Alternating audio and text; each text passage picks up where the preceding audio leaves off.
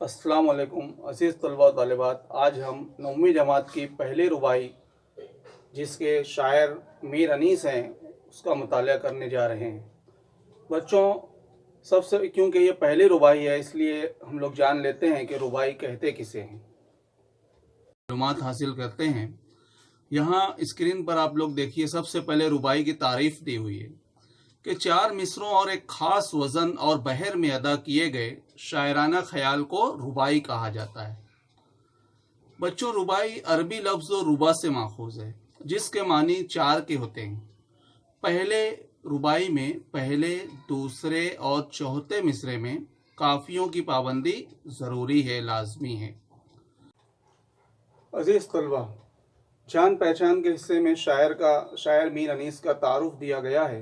मीर अनीस फैज़ाबाद में पैदा हुए और उनका जो ख़ानदान था वो उसमें कई नस्लों से शायरी का शगफ चला आ रहा था। उनके दादा मीर हसन, जिन्होंने मशहूर ज़माना मसनवी सहरुल बयान तहरीर की, और उनके वालिद साहब भी मशहूर शायर मीर खलीक साहब। यहाँ स्क्रीन पर मीर हसन और मीर खलीक, जो उनके दादा और उनके वालिद साहब की तस्वीर आप देख सकते हैं। मीर अनीस दरअसल जिस उम्र में बच्चे खिलौनों से खेलते हैं उसी उम्र से उन्होंने शेर कहना शुरू कर दिया। शुरुआत में गज़ल की जानिब तवज्जो दी, लेकिन वालिद साहब के मना करने पर उन्होंने मरसिया और सलाम, इन दो असनाफ पर काफ़ी अबूर हासिल किया और आगे चलकर आज दुनिया उन्हें मरसिए के अजीम शायर, सबसे बड़े शायर के तौर पर जानती है। बच्चों, रुबाइयात मीर अनीस ये एक मशहूर ज़बान ज़द हो चुकी है और उर्दू अदब का एक कीमती सरमाया है। मीर अनीस दरअसल उनके पास 2000 कीमती और नादिर किताबें हुआ करती थीं। उनको मुताले का बहुत शौक़ था और उन्हें खुदाए सुखन भी कहा जाता है। उन्होंने जो करबलाई मरसिए हैं उसको बहुत ही बेहतरीन अंदाज में लिखकर उर्दू अदब में मरसिए की जो सिन्फ है इसको अपने कमाल दर्जे तक पहुंचा दिया। तलबा, मीर अनीस को बचपन में शायरी में अपनी इस्लाह के लिए उनके वालिद मीर खलीक साहब ने उस ज़माने के मशहूर शायर इमाम बख्श नासिक, इनकी सरपरस्ती में और उनकी शागिर्दी में उनके सुपुर्द कर दिया। और मीर अनीस इब्तिदा में हंसी तकल्लुस इख्तियार करते थे, यानी कि गमगीन मलूल। बाद में इमाम बख्श नासिक जो हैं उन्हीं के मशवरे पर उन्होंने अनीस तखल्लुस इख्तियार किया। बच्चों, आप भी अपनी दरसी किताब का रुबाई वाला जो हिस्सा है वो सामने रखिए, हम उसकी बुलंद ख्वानी करते हैं। आँख अब्र बहारी से लड़ी रहती है, अश्कों की रिदा मुंह पे पड़ी रहती है, दोनों आँखें हैं मेरी सावन भादू, यहाँ सारे बरस एक झड़ी रहती है। अब इसकी तशरीह देखते हैं कि शायर तशरीह में क्या बयान करना चाहते हैं। बच्चों, शायर की तबीयत बड़ी हिस्सास वाक़ हुई है और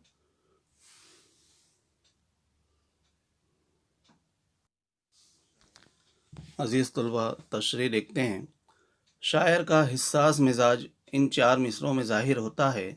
फ़िक्र रोज़गार, मुसलसल ज़माने के रंज गम, मसाइब और परेशानियों और अपने इतराफ़ के अफराद के दर्द को शायर ने अपना दर्द समझा और अपने कलाम में पेश किया। इसी सबब शायर कहते हैं कि उनकी आँखें हमेशा नम रहती हैं और आँखों से आंसू मुसलसल बहते रहते हैं। जैसे बरसात में मकान की छतों से बारिश की बूंदों की झड़ी लग जाती है, इसी तरह शायर कहते हैं कि आँखों से आंसुओं की झड़ी एक किस्म की चादर का मंजर पेश करती है और चेहरा उस चादर से ढक जाता है, जैसे नौशा का चेहरा सहरे की लड़ियों से ढक जाता है। उसी तरह शायर ने बरसात के मौसम के पहले दोनों महीनों सावन और भादों की तशबीह से मौसूम किया है अपनी कैफियत को। शायर कहते हैं कि सावन भादों की मुसलसल झड़ी की तरह साल भर किसी न किसी रंजो गम से उनकी आंखें भी मुसलसल नम रहती हैं और मौसम बहार के पुरनम अब्रों की तरह, बादलों की तरह ही उनकी चश्म यानी आँख भी पुरनम होती है। इस तरह शायर ने अपनी दिली कैफियत का इजहार किया। आप भी अपनी ब्याज़ों में इस तशरीह को दर्ज कीजिए और इसे बगौर समझने की कोशिश कीजिए। अब हम आगे बढ़ते हैं और जो ये रुबाई है, रुबाई का जो मश्क़ों का हिस्सा है, मश्क़ों के जो सवालात हैं, उसकी जानिब बढ़ते हैं। मश्क़ों में आप देखिए यहाँ पर एक वेब खाका दिया हुआ है और हिदायत है कि दर्ज ज़ैल खाका मुकम्मल कीजिए। और शायर के मुताबिक आपको यहाँ पर अल्फाज दिए गए हैं और उनकी कैफियत लिखना है। जैसे यहाँ पर आँख दिया हुआ है तो यहाँ पर आएगा कि आँख अब्र बहारी से लड़ी रहती है, और मुंह के लिए आएगा कि अश्कों की रिदा मुंह पर पड़ी रहती है, और आँखें आँखें जो हैं वो पुरनम रहती हैं। और आगे साल बरस दिया हुआ है, यानी वहाँ पर जो मिसरा आएगा कि यहाँ अश्कों की साल भर झड़ी लगी रहती है, इस तरह से। और बच्चों उसके बाजू में आप देखें, अगर सीधे दाएं जानिब मानी इशारात हैं। स्क्रीन पर आप फ़रंग उर्दू का हिस्सा देखें, वहाँ मज़ीद मानी इशारात हैं। आगे यहाँ पर एक मिसरा दिया हुआ है कि यहाँ सारे बरस एक झड़ी रहती है, और इस मिसरे की वजाहत पूछी गई है। तो बच्चों हमने अब देखा कि गमे रोज़गार और दीगर मसाइब की वजह से शायर कहते हैं कि उनकी आँखों से साल भर अश्क रवां रहते हैं। तो यहाँ पर आप लोगों को इस मिसरे की वजाहत पूछी गई है, वो वजाहत लिखनी रहेगी। और आगे अगर हम देखें तो एक और सरगर्मी दी गई है कि हम मानी अल्फाज लिखिए। जैसे कि यहाँ आँख दिया गया है, तो आँख का जो हम मानी लफ्ज़ है वो रुबाई में हमने देखा कि उसका चश्म आएगा। और उसी तरह सावन बरसात का एक महीना है, और बरस यानी साल, और अश्क यानी आंसू, और रिदा यानी के चादर। इस तरह से ये सरगर्मी भी यहाँ पर दी गई है। तो बच्चों इन सरगर्मियों को भी आप अपनी ब्याज़ों में दर्ज कीजिए और उसे ज़हन नशीन कीजिए। इसके बाद इसके अलावा भी हम आगे देखेंगे कि इस रुबाई से मज़ीद और कौन सी सरगर्मियाँ एक हम लोग यहाँ से अखज़ कर सकते हैं। तो इसके अलावा जैसे काफ़िए जो होते हैं, रुबाई में जो काफ़िए दिए गए हैं वो भी हम लोग देखते हैं। और इसके अलावा रदीफ़ है और ज़ेर इज़ाफ़त है, इसको भी आगे हम लोग यहाँ पर देखने की कोशिश करेंगे। अभी आप अपनी स्क्रीन पर आपको दोबारा से रुबाई के जो 4 मिसरे हैं, जो अशार हैं, वो यहाँ पर स्क्रीन पर आप लोग अगर देखें तो उन अशार से हम लोग जो काफ़िए दिए गए हैं तो उन काफ़ियों को देखते हैं।